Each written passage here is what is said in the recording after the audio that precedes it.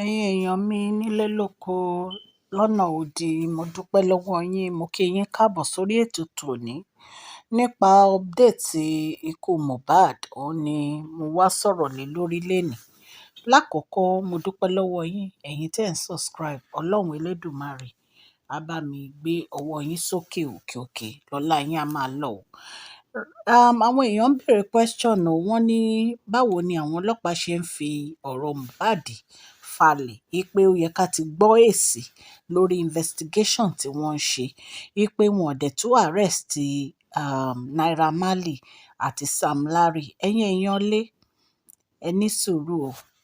Àwọn ọlọ́pàá ń ṣiṣẹ́ takuntakun lórí ọ̀rọ̀ yìí o, ṣùgbọ́n a ní láti ní sùúrù. Ṣé mọ̀ pé Naira Marley ó fi lẹ́tà ránṣẹ́ lánàá. Lẹ́tà ẹ̀, nǹkan tó dẹ̀ wà nínú lẹ́tà ẹ̀ ni pé òun kọ́ ni òun pa Mohbad. Later máa ka àwọn topic of the letter, the main purpose of the letter máa kà fún yín.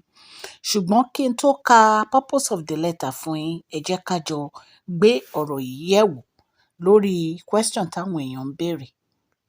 Àwọn ọlọ́pàá wọ́n ń ṣe ìwádìí ikú tó pa Mohbad.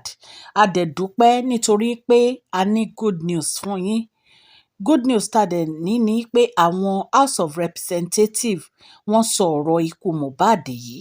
Wọ́n dẹ̀ ní àwọn fẹ́ kí àwọn ọlọ́pàá kán mú àwọn tó pa Mohbad, kán mú wọn jáde. Wípé àwọn wà interested nínú kéèsì Mohbad. Ìyẹn alákọ̀ọ́kọ́. Ẹlẹ́ẹ̀kejì òun ni wípé àwọn Nàìjíríà wọ́n ń gbègbè lórí bí wọ́n ṣe máa mú àwọn ọ̀daràn yìí tí wọ́n pa Mohbad. Wọn ò fi ọ̀rọ̀ yìí falẹ̀ rárá. Àwọn ọlọ́pàá dẹ̀ tún fi dá wa lójú pé lẹ́yìn ìgbà táwọn bá find out ẹni tó pa Mohbad tán, táwọn mọ ẹni tó pa, wọ́n ní gbogbo ẹ̀tọ́ ẹ̀ tó wà ní inú Marley records, wọ́n láwọn máa gba gbogbo ẹ̀tọ́ ẹ̀ fún. At least bí wọn a mọ̀ pé òun ti dolóògbé, at least fún ọmọ ẹ̀. Ṣó ti yé yín? So kì í ṣe nǹkan kékeré ni àwọn ọlọ́pàá yìí ń ṣe. So ẹ fi ọkàn ara yín balẹ̀, wọ́n ń ṣiṣẹ́ takuntakun. Ẹ̀yin náà wo nǹkan tó ṣẹlẹ̀ ní Spain, tí àwọn Spain fẹ́ gbá bọ́ọ̀, tí wọ́n lọ kọ Mohbad 27 sí ẹ̀yìn aṣọ tó fi gbá bọ́ọ̀. Ṣé rí ọ̀rọ̀ Mohbad àgbáyé ló ti gbọ́ o, kì í ṣe Nàìjíríà nìkan o. Everywhere náà ti gbọ́ ikú Mohbad. Wọ́n dẹ̀ ń dúró de èsì tí Nigerian police àtàwọn ìjọba tó máa sọ. So tó máa lọ sọ any other thing tí ò ṣe yẹ kán sọ, ó lè di nǹkan burúkú o. So àwọn gan ò fẹ́ tẹ́. So àwọn ọlọ́pàá gan ti rí pé gbogbo àgbáyé ti gbọ́ ọ̀rọ̀ yìí. Àwọn gan ò fẹ́ ṣiṣẹ́ kíṣẹ́. Wọn ò fẹ́ ṣe nǹkan tí ò bójú mu. Ṣó ti yé yín? So nǹkan kékeré kọ́ ni ọ̀rọ̀ Mohbad, ó ti di òkú gbogbo ayé. Ṣó ti yé yín? Èyí bu wọ́n lọ́wọ́ o, ó bu wọ́n lọ́wọ́. So ọ̀rọ̀ justice Mohbad, mò ń assure yín pé èsì ayọ̀ la máa gbọ́. So ẹ̀yin aráalé, ẹ lọ fọkàn ara yín balẹ̀, ẹ má jáyà. Ṣó ti yé yín? Lẹ́yìn ọ̀rọ̀ justice yìí, a máa sọ̀rọ̀ nípa ọ̀rọ̀ àwọn ọ̀rẹ́ ẹ̀, èyí tó jẹ́ Naira Marley àti Sam Larry. A máa sọ̀rọ̀ nípa ẹ̀. Ẹ̀yin náà wò, ìgbà tí Mohbad wà láyé, ta ló gbọ́ orin? Ta ló sọ pé kò pọ̀ kẹ̀? Ta ló gbọ́ rí? Àmọ́ ipò ngan ló kọ orin yẹn, mo máa ń gbọ́ bọ̀. Àmọ́ ipò ló kọ. Ìgbà tó kú ni gbogbo èèyàn tó mọ̀. Wọ́n fi ọwọ́ bo ìràwọ̀ arákùnrin mọ́lẹ̀ ni. Wọ́n fọwọ́ bo ìràwọ̀ ẹ̀ mọ́lẹ̀ ni, wọ́n jẹ́ kí ìràwọ̀ ẹ̀ jáde. Ìgbà tó kú ni gbogbo wa tó mọ̀ pé aṣọ òun ló kọ orin, real star ni o. Ó ti di ọ̀rọ̀ gbogbo ayé. Ẹ̀yin èèyàn lé, kì í ṣe ọ̀rọ̀ kékeré lọ̀rọ̀ yìí. Ẹ wo ọ̀rọ̀ tí Mohbad sọ lórí ọ̀rọ̀ ikú tó pa, nígbà tí ó sọ ọ̀rọ̀ lórí. Ṣé ẹ mọ̀ pé ó sọ̀rọ̀ yẹn? Àwọn fámílì ẹ̀ wọ́n ti ń ṣe tipẹ́ rẹ̀ pé ẹ lè pa mí ni, ẹ lè pa mí. Ṣé ẹ mọ̀ pé ó sọ̀rọ̀ yẹn? Kì í ṣe pé bóyá àlẹ́jìlẹ̀ yìí o. Ó sọ, ó record ẹ̀, ó sọ ni o, tá a fi tí ara wa gbọ́. So number one, gbogbo ọ̀rọ̀ tó sọ yìí, a lè kó sínú dustbin. Orí ẹ̀ náà ni wọ́n ti máa bẹ̀rẹ̀ investigation. Orí ọ̀rọ̀ tó sọ sílẹ̀ náà ti máa bẹ̀rẹ̀ investigation. Nǹkan tá a fẹ́ kẹ́yin èèyàn mọ̀ nìyẹn. Ṣé ẹ mọ̀ pé ó dẹ̀ sọ pé àwọn tó bá lọ́wọ́ nínú ikú òun, pé wọn ò ní sinmi. Anybody tó bá pa, òun gan máa para ẹ̀ ni o, torí wọn ò ní rí sinmi kò sí bó ṣe fẹ́ rí ìsinmi láyé wọn. So ẹ̀yin èèyàn lé, a fẹ́ lọ sórí ọ̀rọ̀ Naira Marley o àti Sam Larry. Ibi tá a wí la dé yìí o. Ṣé mọ̀ pé a ní láti mú update ọ̀rọ̀ Naira Marley. Ṣé mọ̀ pé ó kọ lẹ́tà lánàá, ó post ẹ̀. A ní láti mú wá fún yín láti update ẹ̀yin èèyàn lé. Ẹ jẹ́ ká jọ gbọ́. Ṣé ẹ mọ̀ pé àtìgbà tí ìṣẹ̀lẹ̀ ikú Mohbad ti ṣẹlẹ̀, Naira Marley ó travel, Sam Larry ó travel. Ṣé ẹ mọ̀ pé àwọn méjèèjì ò sí nílé? Ẹ jẹ́ ká jọ máa gbọ́ lọ. Naira Marley sọ̀rọ̀, ó fi ohùn sílẹ̀ o, ó kọ lẹ́tà o. Ó ní òun bá àwọn fámìlì Mohbad kẹ́dùn o. Ó ní kí Ọlọ́run kó fi orí jì òkú ọ̀run o. Ó ní òun kọ́ lòun pa Mohbad o. Ó ní ṣùgbọ́n ó ní òun àti Mohbad ti níjà kan ti tẹ́lẹ̀ rí. Ó láwọn dẹ̀ ti parí ẹ̀. Ó ní bí tá a bá ń jà bí ká kúkọ́, nǹkan tó kọ sínú lẹ́tà ẹ̀ nìyẹn.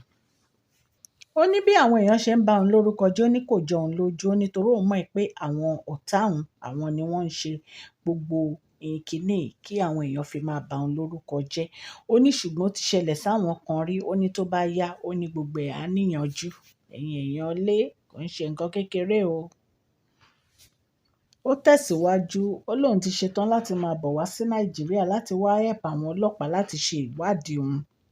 Ẹ̀yin èèyàn lé, ó lóun gbàgbọ́ pé àwọn tó pa Mohbad náà fẹ́ máa poison àwọn èèyàn láti máa hate òun. Ó ní òun dẹ̀ mọ̀ wípé ọ̀rọ̀ máa níyanjú. Ó ní òun dẹ̀ mọ̀ pé àwọn tí ó wà nídìí ọ̀rọ̀ yìí, music industry, ni wọ́n wà láti ba orúkọ òun jẹ́. Ẹ̀yin èèyàn lé, ẹ jẹ́ ká jọ máa gbọ́ gist tèmi lọ. Ó ní kì í ṣe ní lòun àti Mohbad ti máa ń jà o. Ó ní táwọn bá dẹ̀ jà, ó láwọn máa ń yanjú ọ̀rọ̀ àwọn ni. Ó ní bọ̀ kò ń ṣe bíi ká pa ara ẹni, ká gbẹ̀mí ara ẹni. Ó ní gbogbo ìjà táwọn máa ń jà, ìjà industry làwọn máa ń jà. Ipá wọn dẹ̀ máa ń parí ẹ̀ láàrin ara wọn. Ẹ̀yin èèyàn lé, ọ̀rọ̀ tí Naira Marley tó fi ránṣẹ́ nìyẹn o. A ní ká fún yín ní update ẹ̀ ni o. Àwọn èèyàn wá béèrè question o lẹ́yìn ìgbà tí ó sọ ọ̀rọ̀ tiẹ̀ tó type ọ̀rọ̀ tiẹ̀ sórí paper, toró type ẹ̀ ni kò fẹnu ẹ̀ sọ. Wọ́n ní látìgbà tí Mohbad ti kú, wọ́n ló ti ń lọ sí bí ọ̀sẹ̀ méjì báyìí. Wọ́n ní kí ló dé tí ò jáde kó sọ̀rọ̀. Wọ́n ló ṣe wá jẹ́ pé paper ló wá lọ type sí, ló wá ń fi ránṣẹ́ wípé definitely ọ̀rọ̀ ikú yìí òun gan ò mọ̀. Wípé kò mọ̀ pé àwọn ò believe pé she is not a suspect. Wípé suspect ní páre ò mọ̀ lórí ọ̀rọ̀ ikú Mohbad. Wípé lẹ́yìn èyí, láti ọjọ́ tí Mohbad ti ń pariwo wípé wọ́n lé òun, wọ́n ná òun, wọ́n ní kí ló dé tí ò jáde láti sọ wípé ta ló ń lé Mohbad àbí kò tiẹ̀ show wípé ó affect ẹ̀.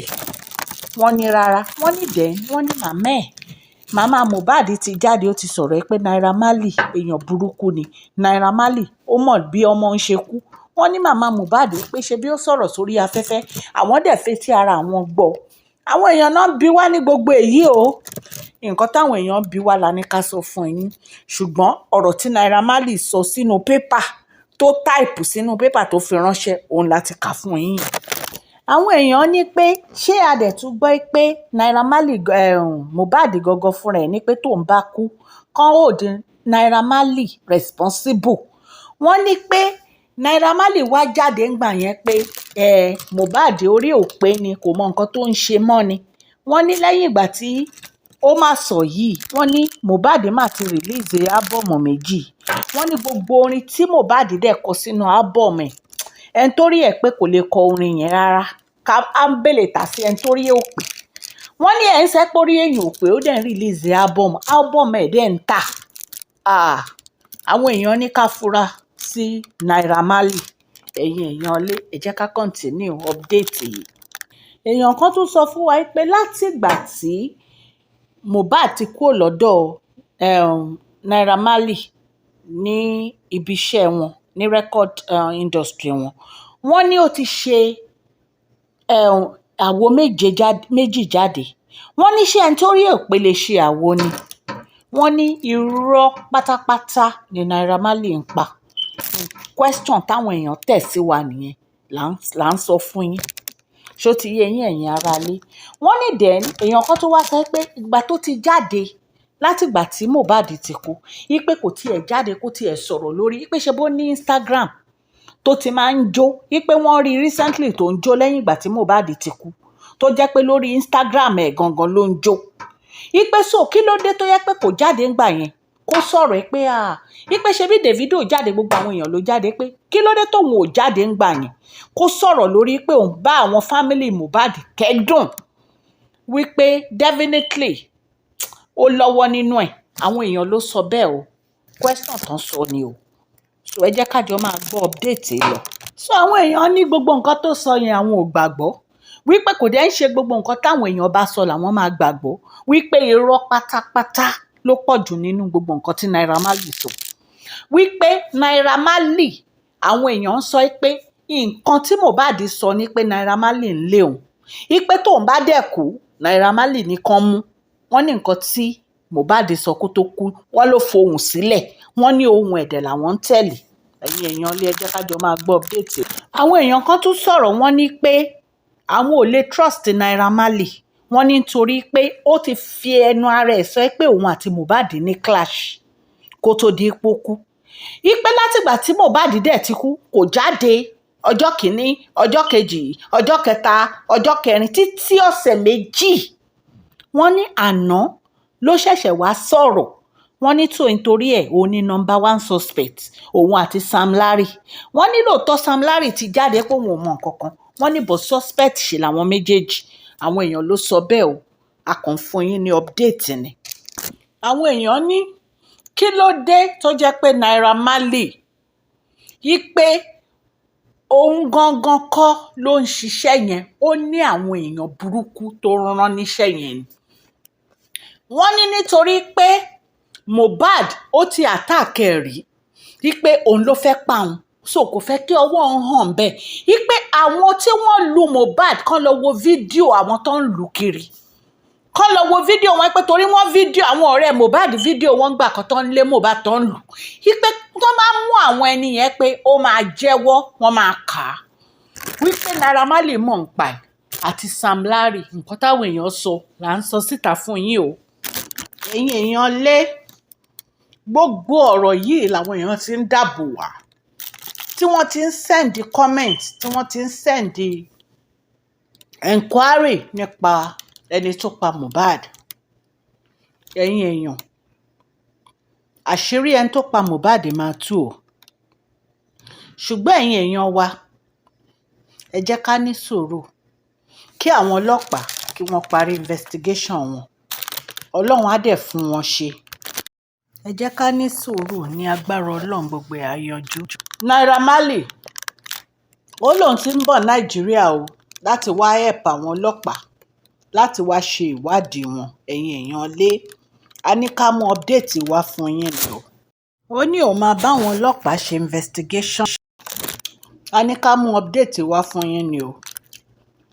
Ẹ̀yin ọlọ́pàá Nàìjíríà, ẹ̀yin tẹ́ wà ní in care of investigation ikú Mohbad, ẹ má gbàbọ̀dé o. Gbogbo ayé ló ń wò yín o. All over the world náà ń wò yín lórí kéèsì yìí. Ọlọ́run á fún yín ṣe o. So ẹ̀yin èèyàn wa tẹ́ ń béèrè pé Naira Marley ò sọ̀rọ̀, Naira Marley ò sọ̀rọ̀. Ọ̀rọ̀ tí Naira Marley sọ la sọ fún yín yìí o. A ní ká fún yín ní update ọ̀rọ̀ ẹ̀ ni o. Àwọn ọlọ́pàá ń ṣe investigation wọn. Arábìnrin kan jẹ́ Kẹ́mi Olúlọ́yọ̀, wọ́n sọ̀rọ̀ wọn jáde. Wọ́n sọ̀rọ̀ nípa Sam Larry, wípé Sam Larry DNA ẹ̀ ó show yìí pé òun ló lọ́mọ tí ìyàwó Mohbad bí. Ọ̀rọ̀ yẹn wà lórí social media, yẹn èèyàn lé, ẹ lè lọ gbọ́. Ṣùgbọ́n àwa ò mọ̀ bóyá lóòótọ́ ni àǹtí Kẹ́mi Olúlọ́yọ̀ sọ àbí kò ń ṣe lóòótọ́. Nǹkan tí èmi fi ṣe fídíò lánàá nìyẹn, pé kán ṣe DNA ká kúkú mọ òótọ́ ẹni tó lọ́mọ. Irú ìyàwó Mohbad á wẹ kẹ̀kẹ́, á yán, gbogbo àwọn èèyàn á dẹ̀ mọ̀ wípé lóòótọ́ ọmọ Mohbad ni. So ẹ̀yin aráalé, a lè sọ ní ìsìn àfi tí DNA result bá jáde, èyí tó bá jẹ́ pé wọ́n máa gbà àbí ìyàwó máa gbà láti ṣe. So ibi tí ọ̀rọ̀ Sam Larry ti jáde nìyẹn, torí wọ́n ní pé Sam Larry náà wà nínú àwọn tó ń lé kiri. Bí a ṣe gbọ́ lẹ́nu Kẹ́mi Olúnlọ́yọ̀, ọ̀rọ̀ tá a gbọ́ ni. Gbogbo àwọn tí ọ̀rọ̀ yìí kàn ní suspect o. The only person tó yege òun ni ẹni tó kú o, tó jẹ́ Mohbad. Ṣùgbọ́n lẹ́yìn ẹni tó kú yìí, gbogbo àwọn tó kù suspect ni wọ́n. So ẹ̀yin èèyàn, àwọn ọlọ́pàá gbégbèsẹ̀ o, wọ́n máa jẹ́ kí a mọ̀ update pẹ̀lú ìgbésẹ̀ wọn, a máa mú wá fún yín. Oríṣiríṣi nǹkan ni Naira Marley sọ. Ó ní wọ́n ní pé òun ń ta cocaine, ó lóun ń ta cocaine. Àwọn tó mọ̀ tó ń rí ẹ ipò ń ta cocaine wọ́n á sọ. Àwọn ò ní láti sọ nǹkan kan, ṣùgbọ́n àwọn tó mọ̀ ẹ́ dáadáa wọ́n á sọ fáwọn ọlọ́pàá. Ibi tẹ́ ti jọ díù pọ̀ wọ́n á sọ fáwọn ọlọ́pàá. So ẹ̀yin èèyàn, á ní ká mú update wá fún yín ni. Etí tẹ́ fi ń gbọ́ mi ò ní di o. Ọwọ́ tẹ́ fi ń tẹ subscribe, like, ọwọ́ yẹn ò ní kan ìsàlẹ̀ àpò. Òkè òkè ni ọlá yín máa lọ o. Justice for Mohbad, justice for Mohbad, justice for Mohbad. Thank you. Share this video. Share this video. Share this video. Like and subscribe.